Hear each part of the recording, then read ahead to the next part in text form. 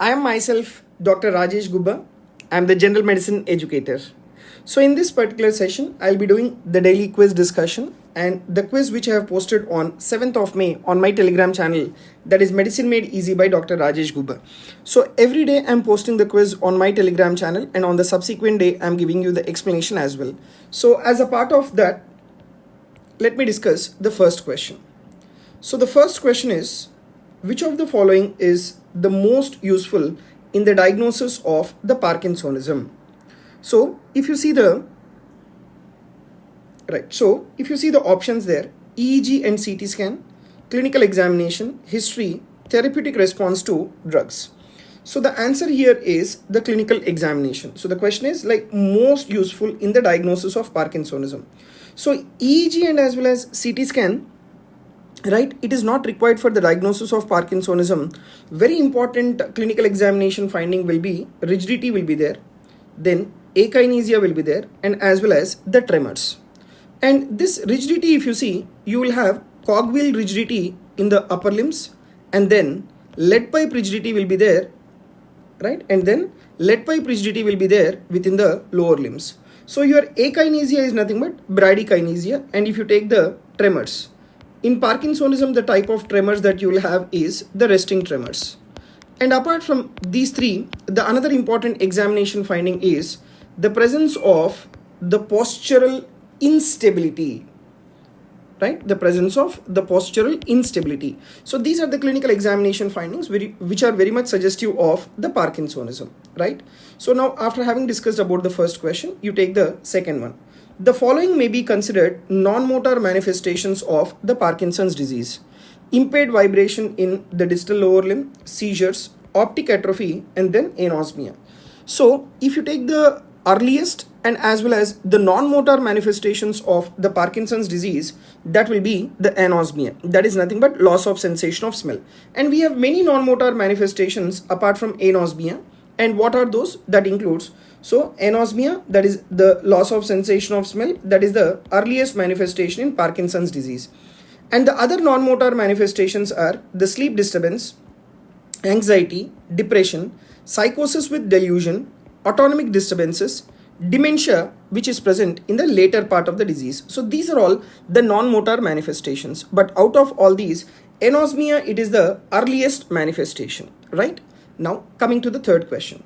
Which of the following drug is used as the anti-dyskinetic agent in the Parkinson's disease? The options are amantadine, pramipexole, apomorphine, then trihexyphenidyl.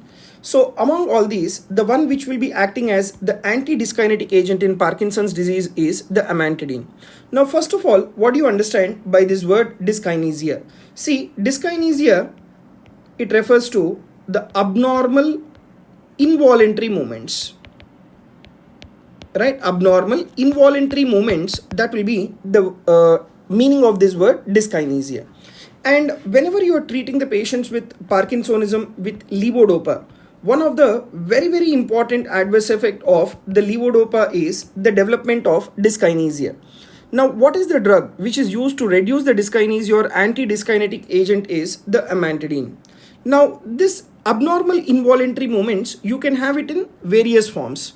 Now what are those various forms of these abnormal involuntary movements is, they include writhing movements, twisting, fidgeting, or jerking motions. So these are the abnormal movements or abnormal form of the dyskinesia.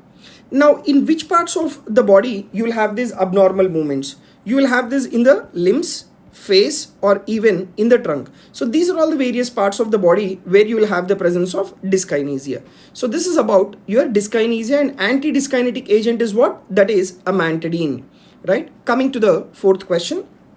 Surgical treatment of Parkinson's disease consists of, right? So what is the surgical treatment? You need to do the deep brain stimulation. Okay, you need to place the electrode, and that electrode will be stimulating the parts of the basal ganglia. But which part of the basal ganglia you need to place the electrode for deep brain stimulation? The options are deep brain stimulation of globus pallidus interna, globus pallidus externa, deep brain stimulation of substantia nigra, and then caudate nucleus. Remember, for the Parkinson's deep brain stimulation should be done within the globus pallidus interna. Remember, it is interna. It is not externa. Okay, right. And the last question, most common cause of the secondary Parkinsonism is carbon monoxide, manganese, antipsychotic agents, and then genetic defects.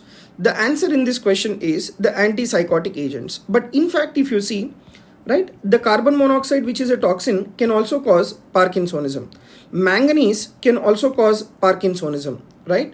And the most common drug will be antipsychotic agents. What are those antipsychotic agents? So if you take these antipsychotic agents, we have the typical antipsychotic agents and then we have atypical antipsychotic agents. Now what are those examples? So if you take the typical antipsychotic agents, that includes haloperidol and as well as the chlorpromazine.